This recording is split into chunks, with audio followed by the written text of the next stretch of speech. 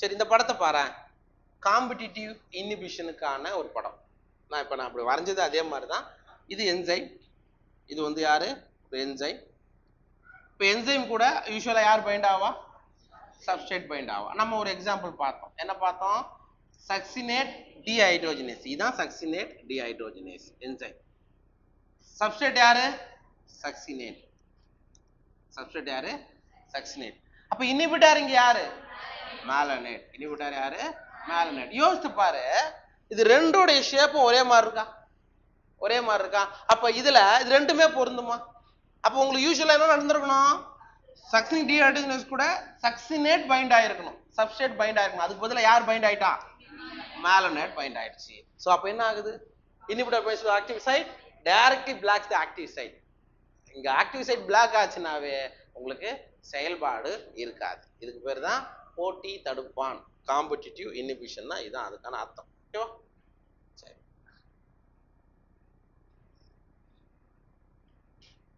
சரி. நெக்ஸ்ட் நம்ம பார்க்க போறது nomenclature, classification and nomenclature of enzyme. எப்படி என்சைம்ஸை நீங்க கிளாசிஃபை பண்றது, அதுக்கு எப்படி பேர் வைக்கிறது, சரியா? எப்படிலாம் என்னென்ன மாதிரியான அது ரியாக்ஷன்ல ஈடுபடுதோ அதை வச்சு ஒவ்வொருத்தோட ஆக்டிவிட்டியை பொறுத்து அதுக்கான பேர் வச்சிருப்பாங்க. ஒரு 4 டிஜிட்டை வச்சு அதனுடைய நேம் மென்ஷன் பண்ணலாம். அது எப்படின்னு பார்க்கலாம். thousands of enzymes have been discovered. இது வரைக்கும் ஆயிரக்கணக்கான நொதிகள் கண்டுபிடிக்கப்பட்டிருக்கின்றன. சரிங்களா? ஆயிரக்கணக்கான நொதிகள் கண்டுபிடிக்கப்பட்டிருக்குது. ஐசோலேட்டட், பிரிச்சிருக்காங்க. எங்க நொதிகள்லாம் எங்க இருக்கும்? ஒரு பர்டிகுலர் ஆர்கனிசம்ல இருந்து எடுக்கலாம். புரியுதா இல்லையா? ஒரு லிவிங் ஆர்கனிசம், அது பிளான்டா இருக்கலாம், ஒரு அனிமலா இருக்கலாம். எங்க இருந்தோம்னாலும் நீங்க என்சைம் எடுக்கலாம். ஏன் நம்ம உடம்புல இருந்து கூட என்ன எடுக்கலாம்? என்சைம் எடுக்கலாம். அப்ப இது வரைக்கும் ஆயிரக்கணக்கான நொதிகள் கண்டுபிடிக்கப்பட்டிருக்கிறது, பிரித்தெடுக்கப்பட்டிருக்கிறது. அதை பத்தின டீட்டெயில் ஸ்டடீஸும் முடிச்சிருக்காங்க, அதை பத்தி டீட்டெயிலாகவும் படிச்சிருக்காங்க. Most of these enzymes have been classified into different groups based on the type of reaction. இதுதான் முக்கியம். எந்த விதமான வினையில அது வினையூக்கியா செயல்படுகிறது, எந்த டைப் ஆஃப் ரியாக்ஷன்ல அது கேட்டலிஸ்டா செயல்படுகிறது, அதை பொறுத்து என்சைமை நீங்க என்ன பண்ணலாம்? கிளாசிஃபை பண்ணலாம். ஃபார் எக்ஸாம்பிள் ஆக்சிடேஷன், ரெடக்ஷன், புரியுதா? அதுக்கப்புறம் ஒட்டுறது, இந்த மாதிரி டிரான்ஸ்அசிட் மாத்துறது. அப்போ எந்த மாதிரியான ஆக்டிவிட்டியில அது கேட்டலிஸ்டா செயல்படுதோ அதை பொறுத்து, அதான் டைப் ஆஃப் ரியாக்ஷன், எந்த வகையிலான வினை அப்படின்றது முக்கியம். சரிங்களா? Enzymes are divided into 6 classes. மொத்தம் எத்தனை வகுப்புகளா பிரிச்சிருக்காங்க? 6. Each with 4 to 13 sub classes. ஒவ்வொன்றுத்துலையும் 6 கிளாஸஸா இருக்குது. ஒவ்வொன்றுத்துக்குள்ளேயும் மினிமம் 4ல இருந்து 13 சப் கிளாஸஸ், துணை வகுப்புகள் இருக்குன்னு சொல்றாங்க. 4ல இருந்து 13 துணை வகுப்புகள் இருக்கும். And named accordingly by 4 digit number. இது எப்படி 4 பேர் வைக்கிறாங்க? 4 digit இந்த மாதிரி வைக்கிறாங்க. சரியா? எப்படி வைப்பாங்க? இந்த மாதிரி பேர் வைப்பாங்க. ஓகே. என்சைம் கமிஷன், இது ஒவ்வொன்றுத்துக்கும். ஃபார் எக்ஸாம்பிள் இது ஆக்சிடோடக்டேஸை குறிக்கும் அப்படின்னா அது மாதிரி வச்சுக்கலாம். இந்த மாதிரி 4 டிஜிட்ல தான் நீங்க என்ன பண்ணணும்? என்சைமுக்கு பேரு வைக்கணும். சரிங்களா? ரைட். இது எப்படி சார்னா ரூல், அவ்வளவுதான். பைனாமியல் நாமன்கிளேச்சர்ல எப்படி சொல்றீங்க? 2 சொல்ல மட்டும் வச்சுதான் நீங்க என்ன பண்ணணும்? பேர் வைக்கணுமோ அந்த மாதிரி இங்க நீங்க எப்படிதான் பேர் வைக்கணும்?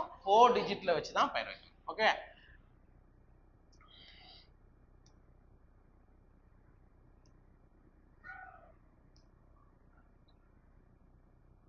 இங்க பாரு, ஒரு எக்ஸாம்பிளுக்கு இங்க கொடுத்துருக்கேன். சரிங்களா?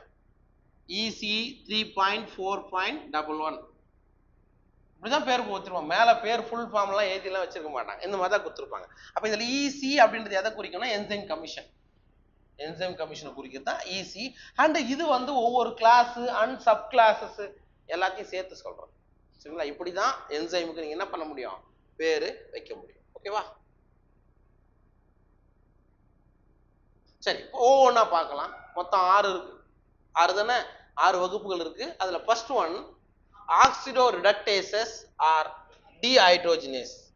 ஆக்சிடோ ரிடக்ஷன், இது நீங்க தான் சொல்லணும். கெமிஸ்ட்ரி படிச்சிருப்பீங்களா? சொல்லுங்க.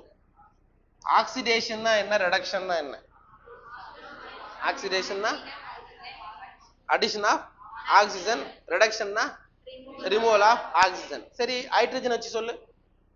ஆக்சிடேஷன்னா ஹைட்ரஜன், ரிடக்ஷன்னா அடிஷன் ஆஃப் ஹைட்ரஜன். இதானா கெமிஸ்ட்ரியில படிச்சிருப்பீங்க, ரைட். அப்ப ஆக்சிடோ ரெடக்டேஸ், ஆக்சிஜனேற்ற ஒடுக்க வினைகள் அப்படின்றது அர்த்தம். அல்லது வேற எப்படி சொல்லலாம், டீஹைட்ரோஜினேஸ். டீஹைட்ரோஜினேஸ்னா பர்டிகுலர் ஹைட்ரஜன் என்ன பண்றீங்க, ரிமூவ் பண்ணக்கூடிய ரியாக்ஷன். ஸோ அந்த மாதிரி யூஸ் ஆகிறத, அந்த மாதிரியான ரியாக்ஷன்ல பார்ட்டிசிபேட் பண்ணக்கூடிய என்சைம் தான் ஆக்சிடோ ரிடக்டேசஸ் ஆர் டீஹைட்ரோஜினேசஸ். அந்த நொதியோட பேரு நீங்க அப்படியே சேர்த்து நம்ம படிச்சோம்ல, சக்சினேட்ன்றது சப்ஸ்ட்ரேட், அந்த ரியாக்ஷன்ல பார்ட்டிசிபேட் பண்ண என்சைம் சக்சினேட் டீஹைட்ரோஜினேஸ். அப்ப இந்த மாதிரி முடியுதுன்னா அது என்சைமோட பேரு அப்படின்னு நீங்க ஞாபகம் வச்சுக்கலாம். புரியுதா? Enzymes which catalyze oxido reduction between two substrate S and S. இங்க பாருங்க, இது வந்து ரெடியூஸ்டு ஃபார்ம்ல இருக்கு. எது? வெறும் S. எஸ்டேஸ்ன்றது எப்படி இருக்குது? ஆக்சிடேட்டர் வடிவத்தில் இருக்குது. இப்போ என்ன ஆயிருக்கு, இது இதுக்கும் மாறுது. புரியுதா? இங்க பாரு, S என்னவா மாறுது, ஆக்சிடைஸா மாறுது. எஸ்டேஸ் இந்த மாதிரி பர்டிகுலர் குரூப்பை மட்டும் என்ன பண்ணுது, மாற்றத்துக்கு பேர் தான் என்னது, ஆக்சிடோ ரெடக்டேஸ். சரியா? இந்த படத்துலயும் நீங்க பார்க்கலாம்.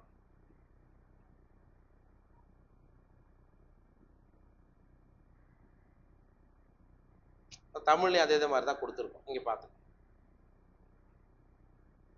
ஆக்சிடோ ரெடக்டேஸ்க்கு ஒரு எக்ஸாம்பிள் இது வந்து பைருவேட். பைருவேட்னா pyruvic acid plus NaDH plus H plus, என்னது இது, ATP இதுல இருந்து தான் நமக்கு ஃபார்ம் ஆகும் அப்படின்றத படிச்சிருக்கோம். அப்போ உங்களுக்கு என்ன ஆகுது, இந்த பைருவிக் ஆசிட்டை என்னவா மாறுதுங்க, லாக்டேட்டா மாறுது. இது என்ன, லாக்டேட் டீஹைட்ரோஜினேஸ் தான். அப்படின்னா என்ன அர்த்தம், இந்த இடத்துல இருந்து ஹைட்ரஜன் ரிமூவ் ஆயிட்டு இதுல போயிட்டு பைண்ட் ஆயிட்டு உங்களுக்கு என்ன கிடைச்சிது, லாக்டிக் ஆசிட் கிடைக்குது. பிளஸ் இதுல இருந்து இது மட்டும் என்ன ஆயிடுது, தனியா போயிடுது. சரியா? இந்த ரியாக்ஷன் தான் ஆக்சிடோ ரிடக்டேஸ் அல்லது டீஹைட்ரோஜினேசஸ். அந்த என்சைமுக்கு பேரு ரிடக்டேசஸ் டீஹைட்ரோஜினேசஸ் அப்படின்னு சொல்லலாம். ஓகேவா? புரிஞ்சுச்சா இது? சரி. ஆனா நமக்கு முக்கியம் என்ன தெரியுமா, இந்த ரியாக்ஷன் நமக்கு மேட்டர் கிடையாது, இதுல கொடுத்துருக்கான் பாருங்க, இதுதான் நமக்கு முக்கியம். ஜஸ்ட் இந்த ஒரு வரி தான், இதுல என்ன கொடுத்துருக்கானோ அது டிட்டோவா நமக்கு தெரிஞ்சு. ஓகேவா? ரைட். ரெண்டாவது டிரான்ஸ்பரேசஸ். சார் டிரான்ஸ்பரேசஸ் அப்படின்னா என்ன, ஒரு பர்டிகுலர் இது என்ன பண்ணோம், மாத்தணும், அதுக்கு பேர் தான் டிரான்ஸ்பரேசஸ். பாரு, enzymes catalyzing a transfer of a group G other than hydrogen between a pair of substrate S and S. அதாவது இந்த இடத்த மட்டும் மெயினா ஞாபகம் வச்சுக்கோ, அதர் தன் ஹைட்ரஜன், ஹைட்ரஜனை தவிர, இதான் மெயின். ஹைட்ரஜனை தவிர மற்ற குரூப் என்ன பண்ணணும், இதுல இருந்து அதுக்கு டிரான்ஸ்ஃபர் பண்ணணும். ஃபார் எக்ஸாம்பிள் எஸ் சப்ஸ்ட்ரேட், இதே மாதிரி தான் இங்க ஒரு எக்ஸாம்பிள் கொடுத்துருக்காங்க. இதுதான் என்னது, டிரான்ஸ்ஃபர் பண்ண வேண்டிய ஒரு பகுதி. ரைட்டா? இது எஸ் டேஸ். இப்போ இது எங்க போயிருக்கு பாருங்க, எஸ் பிளஸ் எஸ் டேஸ் வந்துச்சா. இப்போ ஒண்ணு பாத்துங்க, இந்த எஸ் கூட தான் ஜி இருக்கு.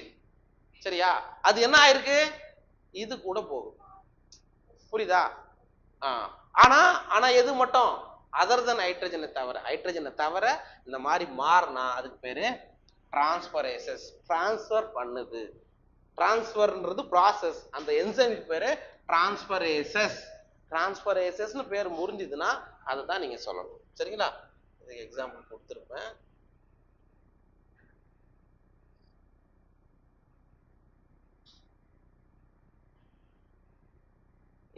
இது பாரு, இது வந்து டிரான்ஸ்பரேசஸ்க்கான ஒரு எக்ஸாம்பிள் ரியாக்ஷன். சரிங்களா? இது வந்து அலனைன், இது வந்து ஆக்சலோஅசிட்டேட், ஆக்சலோஅசிட்டிக் ஆசிட். சரிங்களா? இது இப்போ என்ன மாறுது, உங்களுக்கு என்ன மாறி இருக்கு இங்க பாருங்க, இது பைருவேட்டாவும் அது ஆஸ்பர்டேட்டாவும் மாறுது. அப்ப என்ன மாறி இருக்கு, இதுல C டபுள் பாண்ட் CH3 இருக்கா. அப்ப உங்களுக்கு இது எங்க போயிருக்கு, இந்த குரூப், இது என்ன குரூப், இதுக்கு வந்துட்டு இது என்ன இருக்கு, இதுக்கு போயிட்டு. புரியுதா இல்லையா? அப்ப ஒரு பர்டிகுலர் குரூப்பை என்ன பண்ணுது, மாத்துறதுக்கு பேர் தான் டிரான்ஸ்பர். அதுக்கு பேர், அந்த என்சைமுக்கு பேரு டிரான்ஸ்பரேஸ் அப்படின்னு சொல்றோம்.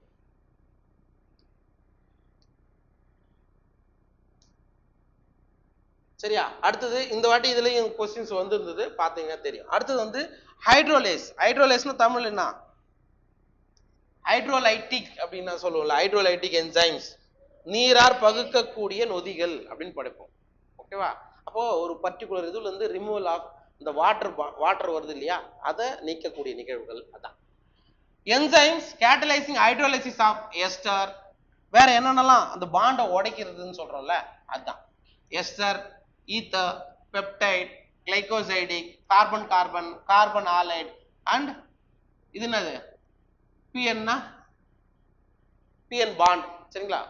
ஓகே. அப்போ ஒரு பர்டிகுலர் பாண்டை பிரேக் பண்ணக்கூடிய என்சைம்ஸ் எல்லாத்தையும் நீங்க எதுக்குள்ள வச்சிருப்பாங்க? ஹைட்ரோலேசஸ். சரியா? ஹைட்ரோலேஸ்னா உடைக்கிறதுன்னு அர்த்தம்.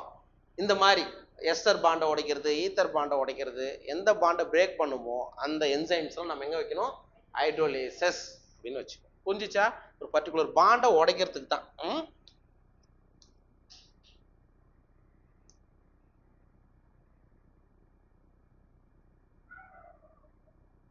இங்க பாருங்க. அப்ப இதுல இந்த வாட்டர் மாலிகுல் என்ன ஆகுது? வாட்டர் மாலிகுல் உங்களுக்கு ஆட் ஆகுது. சரியா? ஏதோ ஒண்ணு இப்போ ஜஸ்ட் உங்களுக்கு பாண்டை பிரேக் பண்றதுக்காக இந்த மாதிரி இதெல்லாம் எக்ஸாம்பிளா கொடுத்துருக்காங்க. பெப்டிடேசஸ், கிளைகோசைடேசஸ் இப்படிலாம் முடிஞ்சா அதெல்லாம் வந்து ஒரு டைப் ஆஃப் ஹைட்ரோலேசஸ் அப்படின்றத நீங்க தெரிஞ்சுக்கணும். சரிங்களா? சரி, அடுத்தது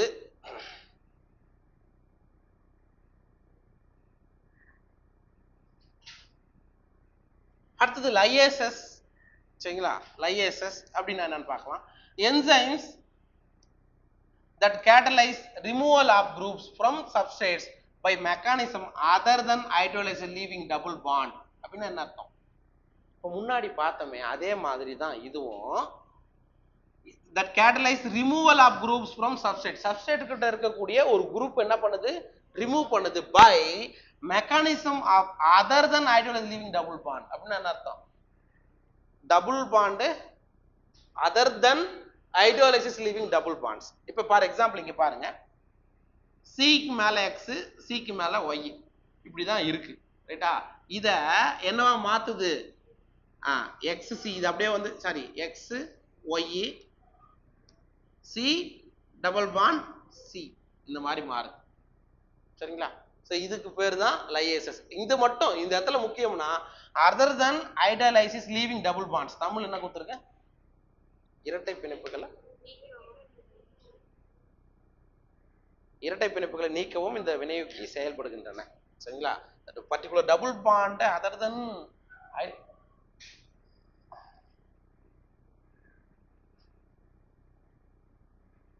சரி, இது உனக்கு வந்து இந்த ரியாக்ஷன் முக்கியம்.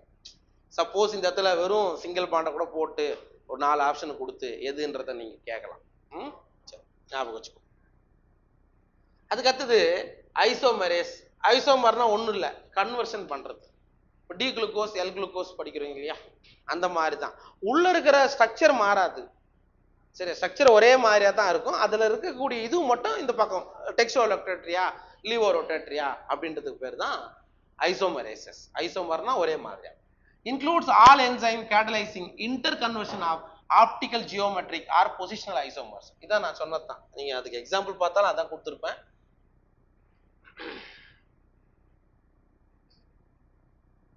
இங்க பாருங்க, எல் அலனைன், அங்க வந்து டி அலனைன். இப்ப என்ன வித்தியாசம்? இது ரெண்டுத்துக்கு என்ன வித்தியாசம்? இது வந்து எந்த சைடு இருக்கு? லெஃப்ட் சைடு இருக்கு. அங்க வேற ஏதாவது கெமிக்கல் ஃபார்முலா சேஞ்சஸ் ஆகுமா? ஆகாது. இதுக்கு இந்த மாதிரியான ப்ராசஸ்ல ஈடுபடக்கூடிய என்சைம் தான் ஐசோமரேசஸ் அப்படின்னு சொல்லுவோம். அந்த ப்ராசஸ் பேரு isomerisation.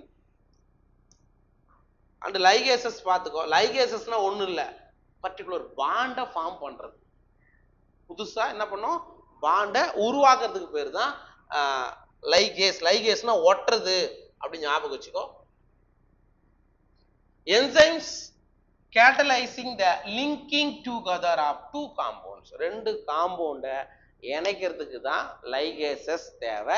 Example, enzyme which catalyze joining of carbon oxygen, carbon sulfur, carbon nitrogen, phosphorus oxygen இந்த மாதிரியான பாண்டை ஜாயின் பண்றதுக்கு தான் எது தேவை? லைகேஸ். புரியுதா? லைகேஸ் அப்படின்றது பாண்டை ஃபார்ம் பண்றதுக்கு, பாண்டை உடைக்கிறதுக்கு ஹைட்ரோலேஸ். அவ்வளவுதான். சரியா? புரிஞ்சுச்சா இது?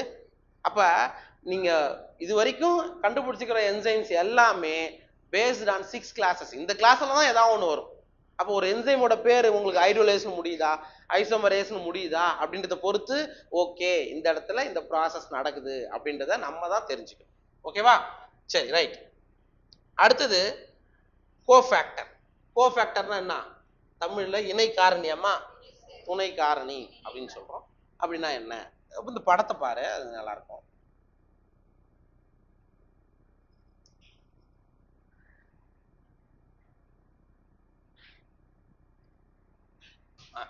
இங்க பாருங்க, இது நீட் கொஸ்டின். ஒரு என்சைம்ல புரோட்டீன் பார்ட் எது, நான் புரோட்டீன் பார்ட் எதுன்னு சொல்லுவோம். 2 கொஸ்டின் வரும். அப்போ என்சைம் அப்படின்றது என்னன்னா புரோட்டீன் போர்ஷன் ஆஃப் என்சைம். ஒரு நொதியினுடைய புரத பகுதிக்கு பேரு அப்போ என்சைம். ஒரு நொதியுடைய protein part of the enzyme பேரு அப்போ என்சைம். அப்ப கோஃபேக்டர் அப்படின்னா நான் புரோட்டீன் பார்ட். அது பேர் என்னது?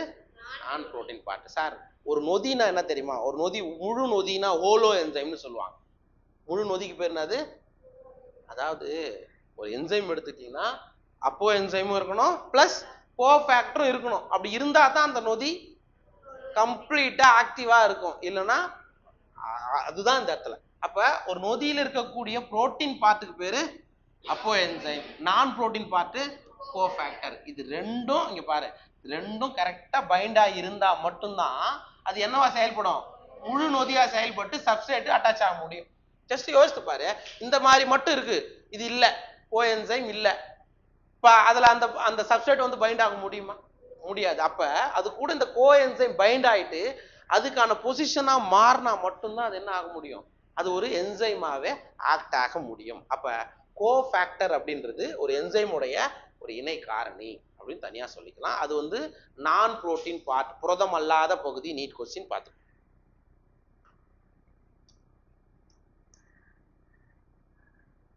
இது தமிழ் மீடியம்னா பார்த்துக்க. முழு நொதினா என்னன்னா இது அப்போ என்சைம் புரோட்டீன் பார்ட்டு, இது வந்து நான் புரோட்டீன் பார்ட்டு, அல்லது கோஃபேக்டர் எல்லாமே நான் புரோட்டீன் பார்ட்ல தான் உங்களுக்கு வரும். சரிங்களா? அண்ட் அது கூட அப்படி இருந்தா மட்டும்தான் உங்களுக்கு ஃபுல் என்சைமா மாறும். பார்க்கலாம். சரி கவனி. Enzymes are composed of one or several polypeptide chain. என்சைம் வந்து நிறைய சங்கிலிகளை கொண்டிருக்கும். புரோட்டீன் எப்படி இருக்குதோ அதே மாதிரி தான். However, there are a number of cases in which non-protein constituents called cofactor are bound to the enzyme to make the enzyme catalytically active. சார் நொதியை வந்து வினையூக்க அளவுல ஆக்டிவா மாத்தணும் அப்படின்னா ஒரு என்சைம்ல என்ன பைண்ட் ஆயிருக்கணும்? கோஃபேக்டர் இருக்கணும். ஒரு என்சைம் நல்லா ஆக்டிவா செயல்படணும் அப்படின்னா அதுக்கு யார் வேணும்? கோஃபேக்டர் வேணும். அப்படி இருந்தா தான் கேட்டலிட்டிக்கலி ஆக்டிவ், வினையூக்கத்தின் அடிப்படையில ஆக்டிவா செயல்பட முடியும். அப்ப ஒரு என்சைம்னா என்ன வேணும்? கோஃபேக்டர் கண்டிப்பா இருக்கணும். In these instances the protein of the enzyme is called apoenzyme. Need question. ஒரு என்சைம்ல புரோட்டீன் பார்ட் நீங்க என்ன சொல்றீங்க? அப்போ என்சைம். அப்போ புரதம், புரதம் அப்போ புரதம் ஆர்பி அப்படின்னா ஞாபகம் வச்சு. 3 kinds of cofactors may be identified. இது வரைக்கும் 3 வகையிலான cofactor. Cofactor means non protein part of the enzyme. Protein sorry நொதியோடைய புரதம் அல்லாத பகுதி தான் கோஃபேக்டர். மொத்தம் 3 ஐடென்டிஃபை பண்ணியிருக்காங்க. ஒன்று புராஸ்தட்டிக் குரூப், தமிழ்லையும் புராஸ்தட்டிக் தொகுதி தான். ரெண்டாவது கோ என்சைம், இணை நொதிகள். மூணாவது மெட்டல் அயான்ஸ், உலோக அயனிகள். இது மூணுமே என்னவா செயல்படும்? கோஃபேக்டரா செயல்படும். இதிலிருந்தும் நீட் கொஸ்டின்ஸ் வரும். எக்ஸாம்பிள்ஸ் ரொம்ப முக்கியம். சரிங்களா? ரைட். ஃபர்ஸ்ட் நம்ம பார்க்க போறது புராஸ்தட்டிக் குரூப். கோஃபேக்டர்ல prosthetic group. Prosthetic groups are organic compounds, and that underline பண்ணிக்கோ, and are distinguished from other cofactors in that they are tightly bound to the apoenzyme. Sir மொத்தம் 3 type of cofactor பார்த்தோம். ஒன்று புரோஸ்தட்டிக், coenzyme, metal ion. இந்த 3 கோஃபேக்டரை compare பண்ணும்போது இந்த புராஸ்தட்டிக் தொகுதி இருக்குது இல்லையா, இது வந்து அப்போ என்சைம் கூட எப்படி இருக்கும்? ரொம்ப டைட்டா பைண்ட் ஆயிருக்கும்.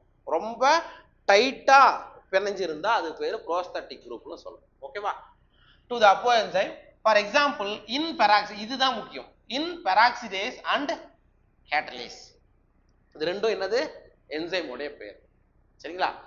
which catalyze the breakdown of hydrogen peroxide to water. சரி, இந்த என்சைம் எதுக்காக பயன்படுகிறது அப்படின்னா ஹைட்ரஜன் பெராக்சைடை வாட்டராகவும் ஆக்சிஜனாகவும் உடைக்கிறது யாரோட வேலை? Peroxidase and catalase. சரிங்களா? Heme is the prosthetic group and it is a part of the active site of the enzyme. புரியுதா இல்லையா? இப்ப நான் என்ன சொன்னேன், ஒரு என்சைம்ல prosthetic group அது வந்து நான் புரோட்டீன் பார்ட்னு சொல்லிட்டேன். இருக்கக்கூடிய கோஃபேக்டர்லயே prosthetic group தான் ரொம்ப டைட்டா பவுண்ட் அட்டாச் ஆயிருக்கும். எது கூட? அப்போ என்சைம் கூட. ரைட்டா? இங்க எக்ஸாம்பிள் என்ன சொல்றாங்க, அப்ப அந்த அப்போ என்சைம் மாதிரி நீங்க என்ன ஞாபகம் வச்சுக்கணும், பெராக்சிடேஸும் கேட்டலேஸும். இந்த நொதி என்ன வேலை செய்யுது? ஹைட்ரஜன் பெராக்சைடை வாட்டராகவும் ஆக்சிஜனாகவும் உடைக்குது.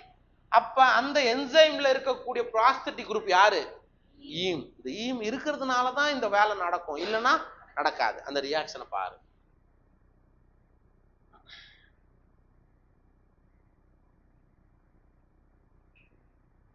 இந்த படம் என்ன பார்த்துக்கோ. அப்போ என்சைம்னா புரோட்டீன் போர்ஷன்.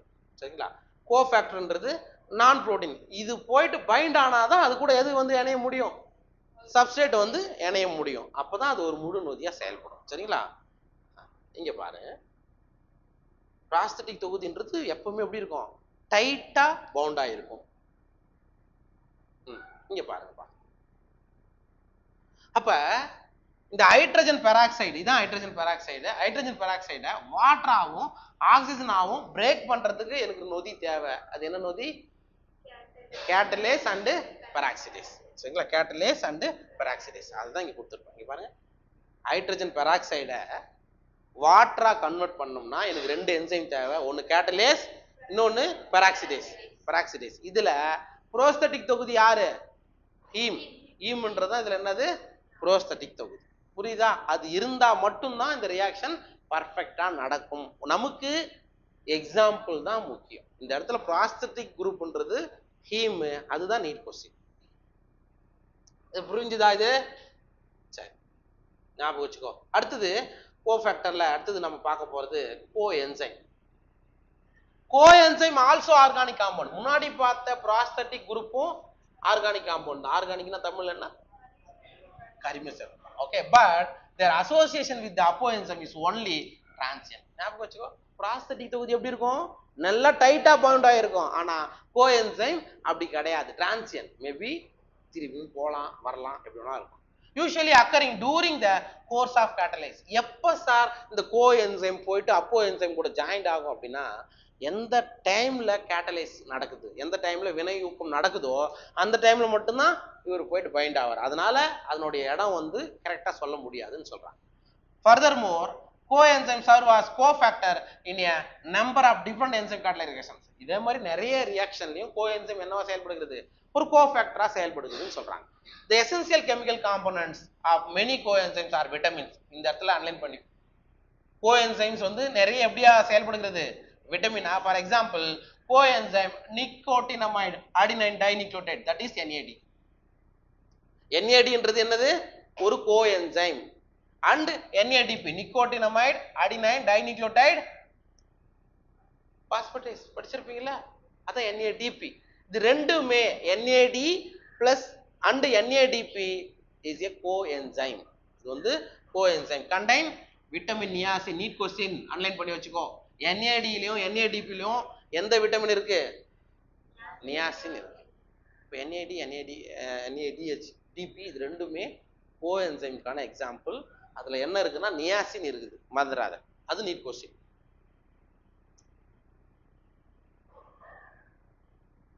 ஓகேவா? And last one, a number of enzymes require metal ions. மூணாவது கோஃபேக்டர் யார் பார்க்குறோம்?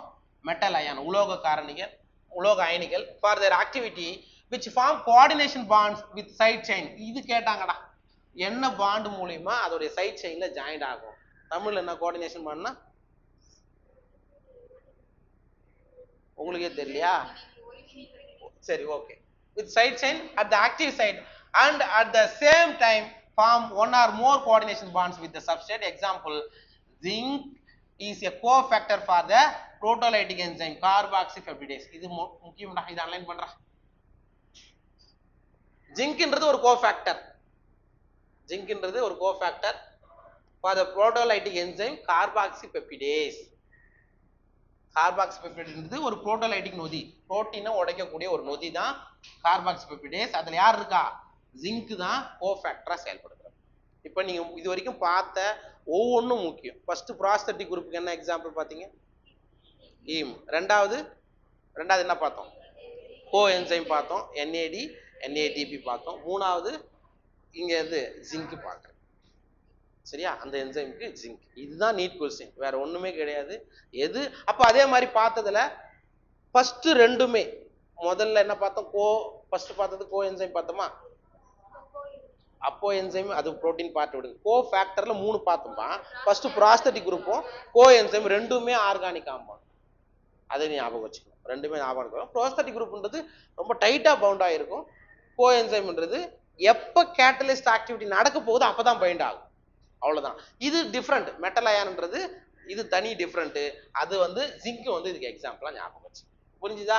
Right. Catalytic activity is last when the cofactor is removed from the enzyme which is testifying. அதாவது ஒரு நொதியோடைய அந்த கேட்டலிட்டிக் ஆக்டிவிட்டி எப்ப sir last ஆகும் அப்படின்னா, அதுல இருந்து நீங்க கோஃபேக்டர் ரிமூவ் பண்ணி பாருங்களேன். ஒரு என்சைம்ல இருந்து கோஃபேக்டர் ரிமூவ் பண்ணிட்டா அந்த என்சைம் ஆக்டிவா இருக்குமா? இருக்காது. அதான் அதுக்காக சொல்றோம். Okay, that they play a crucial role in the catalytic activity of the enzyme. So இந்த cofactors நீங்க பாத்தீங்கல்ல, அந்த கோஃபேக்டர்ன்றது ஒரு நொதியோட செயல்பாட்டுல மிக முக்கியமான ஒண்ணுன்னு சொல்றாங்க. சரியா? புரிஞ்சுச்சா? ரைட். நெக்ஸ்ட் வந்து சம்மரி. இந்த லெசனுக்கான சம்மரி பாரு. Although there is a bewildering diversity of living organism, their chemical composition and metabolic reaction appear to be remarkably similar. என்னதான் நீங்க லிவிங் ஆர்கனிசத்துல வேறுபாடுகள் இருந்தாலும், நான் லிவிங் எதில் எடுத்து பார்த்தாலும் உங்களுக்கு உள்ள இருக்கக்கூடிய கெமிக்கல் காம்பவுண்ட்ஸ் ஓரளவுக்கு சிமிலரா இருக்கு அப்படின்றாங்க. The elements composition of living tissue and non-living matter appear also to be similar when analyzed. அதான் அர்த்தம். ஒரு நான் லிவிங் திங்ஸ் எடுத்து பார்த்தாலும் லிவிங் திங்ஸ் எடுத்து பார்த்தாலும் உள்ள இருக்கக்கூடிய கெமிக்கல்ஸ் எப்படி இருக்குது? ஒரே மாதிரியா தான் இருக்கு. Analyst qualitatively. குவாலிட்டேட்டிவ்னா என்ன? குவான்டிடேட்டிவ்னா எவ்வளவுன்றது அர்த்தம். குவாலிட்டேட்டிவ்னா இருக்கா, எவ்வளவு. இது வந்து எப்படி சொல்லலாம்? அந்த கலரை வச்சு கூட நீங்க சொல்லலாம். Right. However, a closer examination reveals that the relative abundance of carbon, hydrogen and oxygen is higher in living system when compared to inanimate matter. அப்ப என்ன சொல்றாங்க? நீங்க லிவிங்கும் நான் லிவிங்கும் உள்ள கெமிக்கல் காம்பவுண்ட்ஸை நீங்க வந்து கம்பேர் பண்ணும்போது எல்லாம் சிமிலரா தான் இருக்கு. பட் லிவிங் காம்பனன்ட்ஸ்ல அல்லது லிவிங் ஆர்கனிசத்துல நான் லிவிங் விட எது அதிகமா இருக்குது? Carbon, hydrogen, oxygen, CHO. ஞாபகம் வச்சுக்கோ. கார்பன், ஹைட்ரஜன், ஆக்சிஜன் வந்து லிவிங் சிஸ்டத்துல உங்களுக்கு அதிகமா இருக்கும் when compared to inanimate matter. உயிரற்ற பொருட்களை கம்பேர் பண்ணும்போது.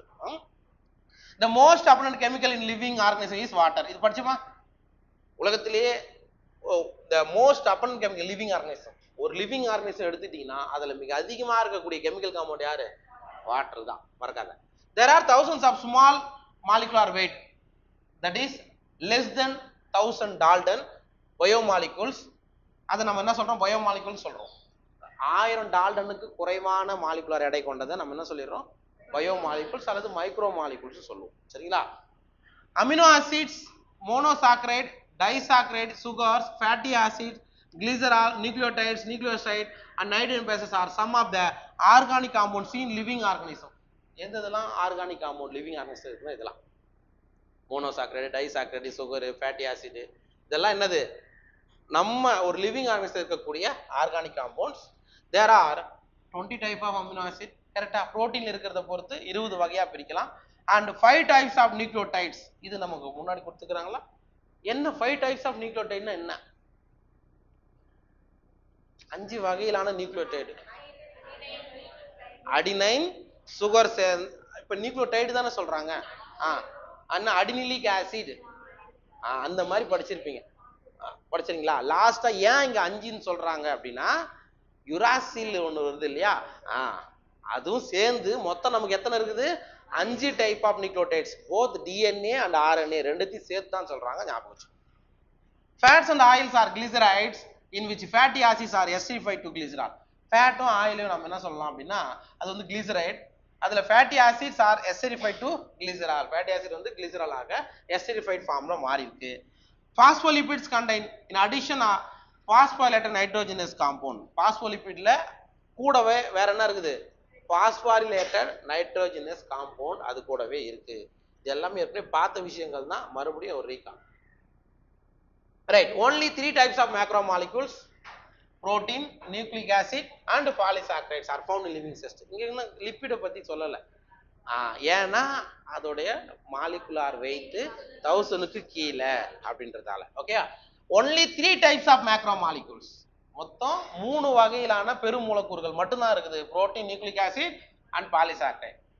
Lipids because of their association with membrane separate in the macromolecular fraction. Lipid ஏன் சார் மேக்ரோமாலிகுலர் ஃபிராக்ஷன்ல வந்துச்சு அப்படின்னா அது எங்க இருக்குது? லிப்பிடுகள் மெம்பரேன்ல இருக்குது, செல் சவ்வுல இருக்கிறதுனால அது மேலே நின்னுடுதுன்னு சொல்றாங்க.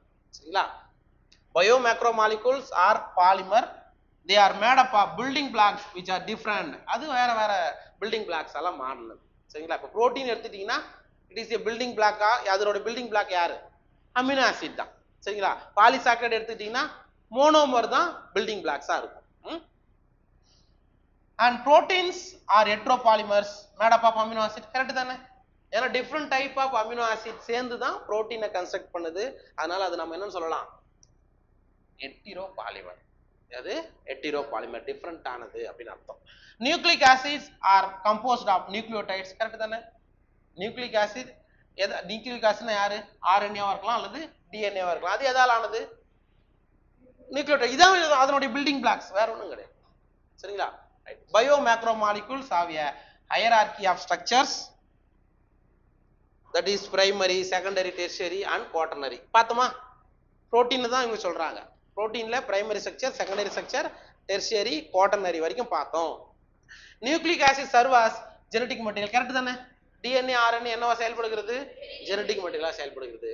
Polysaccharides are components of cell wall in plants. அப்ப for example cellulose is a polysaccharide. கரெக்ட்டா?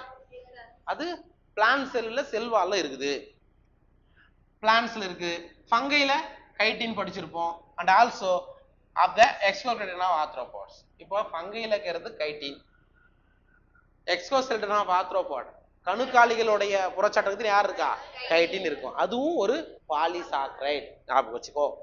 They also are storage form of energy. சார், இந்த பாலிசாக்கரைட் ஃபுட்டை ஸ்டோர் பண்ணி வைக்கக்கூடியதாகவும் செயல்படுகிறது. For example starch and glycogen. ஸ்டார்ச்ன்றது பிளான்ட்ல ஃபுட்டை ஸ்டோர் வைக்கக்கூடிய ஸ்ட்ரக்சர், கிளைகோஜன்ன்றது அனிமல்ல. Okay, protein serve variety of cellular functions. Protein வந்து நிறைய செல்லுலார் ஃபங்க்ஷன் செயல்படுகிறது.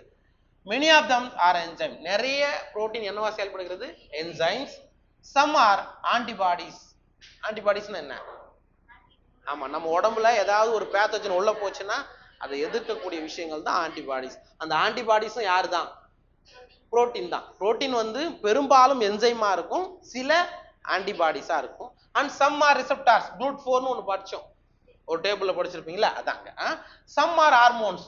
ஒரு சில புரோட்டீன் வந்து ஹார்மோனா இருக்கலாம். And some other are structural புரோட்டீனாகவும் செயல்படலாம். சரிங்களா? Collagen is the most abundant protein in animal world. இது முக்கியமானது. இருக்கிறதுலயே அனிமல் வேர்ல்ட்ல மிக அதிகமா இருக்கிறது யாரு? கொலாஜன். எங்க இருக்கும் கொலாஜன்? விலங்குல எந்த இடத்துல இருக்கும்? டிஷ்யூஸ், மோஸ்ட்லி இன்டர்செல்லுலார் இது வருது இல்ல, அங்கதான் இருக்கும். அதுக்கப்புறம் ribulose bisphosphate carboxylase oxygenase, that is RuBisCO, is the most abundant protein in the whole of biosphere. சரி, அந்த ஹோல் பயோஸ்பியர்ல மிக அதிகமா இருக்கிறது யாரு? ருபிஸ்கோ. ருபிஸ்கோ அதுதான் நம்ம படிச்சிருப்போம். ஒலி சுவாசம், போட்டோ ரெஸ்பிரேஷன்லயும் பார்ட்டிசிபேட் பண்ணோம், இதுலயும் பார்ட்டிசிபேட் பண்ணோம். Enzymes are proteins which catalyze biochemical reaction in the cells. Correct தான். என்சைம்ன்றது protein.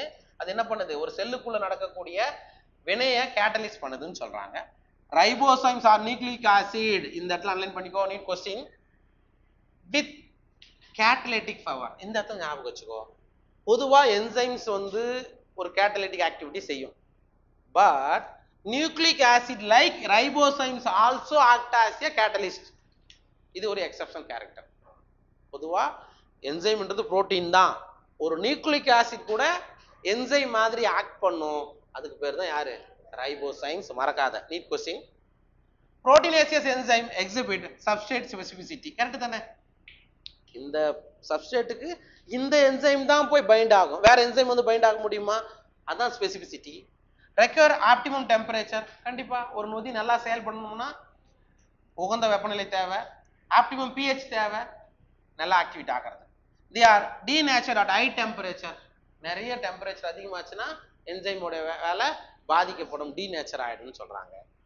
Enzymes lower action energy of reaction and enhance greatly the rate of reaction. Correct தான். என்சைம் வந்து ரேட் ஆஃப் ஆக்டிவிட்டியோட rate என்ன பண்ணும்? Increase பண்ணும். Nucleic acid carry hereditary information and are passed on from parallel generation to progeny. Correct தானே? DNA RNA. DNA என்ன பண்ணுது? ஒரு ஜெனரேஷன் இருந்து அடுத்த தலைமுறைக்கு பண்புகளை கடத்துது, கேரக்டரை கடத்துது. அதுதான் நம்ம என்ன சொன்னோம்? ஹெரிடிட்டரி இன்ஃபர்மேஷன், பாரம்பரியமாதல்னு சொல்றோம்ல, அதான் அர்த்தம். ஒரு ஜெனரேஷன் வந்து அடுத்த தலைமுறைக்கு கொண்டு போறது தான் யாரோட வேலை? நியூக்ளிக் ஆசிடோடைய வேலை. That means DNA. அதுதான் மெயினாக ஞாபகம் வச்சோம். சரியா? ஆர்என்ஏ எல்லாம் வைரஸ்கள்ல அதை அடுத்த ஜெனரேஷன் கொண்டு போகணும்னு அர்த்தம். புரியுதா? Right, that's all. பாருங்க பாப்போம்.